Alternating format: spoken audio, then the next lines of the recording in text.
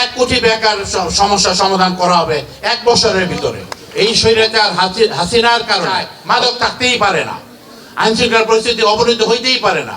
একটা রাষ্ট্র কাঠামো মেরামতের ব্যাপার কখন আসে? একটা ঘর মেরামত, কিছু মেরামতের কখন আসে? যখন এটা ধ্বংসের চূড়ান্ত পর্যায়ে চলে যায়। এই রাষ্ট্র কাঠামো মেরামতটা কেন করতে হচ্ছে? গত এই স্বৈরাচার হাসিনার কারণে গত 15 বছর এই রাষ্ট্র নাই।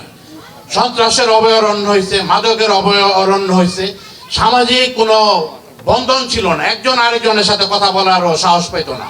দেখা যাচ্ছে যে কোনো বিএনপির লোক কোথাও বাড়িতে যায় কথা বলতেছে, আওয়ামী লীগ লোক যায় ওইখানে হামলা করছে, এরকম একটা অবস্থার পরিবেশ সৃষ্টি হয়েছিল। রাষ্ট্র কাঠামো মেরামতের যে এই রাষ্ট্র কাঠামো মেরামত করতে হলে রাষ্ট্রকে নতুন করে সাজাতে হবে, যেটা আমাদের ভারপ্রাপ্ত চেয়ারম্যান মহোদয় বারবার বলতেছে।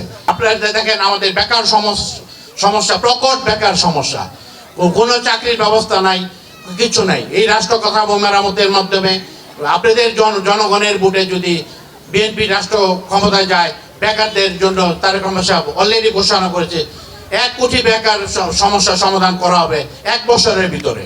আমি আশা করি এই রূপগঞ্জের যত বেকার আছে, আমাদের তরুণ সমাজ আছে, ইনশাল্লাহ আমরা প্রত্যেককে যার যার যোগ্যতা অনুযায়ী আমরা বেকারের একটা সমাধান করার ব্যবস্থা করবো ইনশাল্লাহ। আপনাদের সহযোগিতায় যদি আমি নমিনেশন পাই, রূপগঞ্জে যদি আমি নেতৃত্ব দিতে পারি, রূপগঞ্জকে একটা মডেল থানা হিসাবে আমি প্রতিষ্ঠিত করবো ইনশাল্লাহ।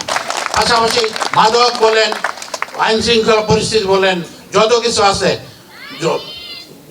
এটা থাকারই সুযোগ থাকবে না। মাদক আবার থাকে কেমনে? যদি লোকাল নেতৃত্ব, এমপি সাহেব, প্রশাসন চায়, মাদক থাকতেই পারে না, আইন শৃঙ্খলা পরিস্থিতি অবনতি হইতেই পারে না। সবগুলোই ঠিক হবে, আপনাদেরকে সাথে নিয়ে করার চেষ্টা করব।